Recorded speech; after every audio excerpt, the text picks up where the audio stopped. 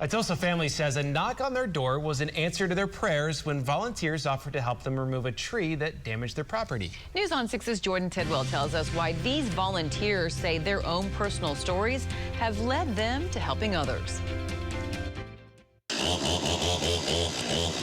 A tree now lays on top of a shed Tammy Morrow just built for her daughter to use as her own place. I just felt sorry for my daughter because she had just moved in there, and it was her birthday present.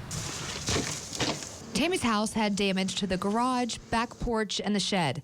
She says she didn't expect the storm to do that much damage, and they've been doing their best to clean it up. We wasn't expecting anybody to really show up. My husband was going to try to do it all himself. She says the All Hands and Heart crew knocked on her door and offered to help. For volunteer Emery Freed, helping others in need is personal. I did a lot of work in Amory when the tornado hit, and getting to kind of serve in that role is really amazing. The team has about 9 people in Tulsa. They focus on areas where people may not have the money to pay contractors to do the work.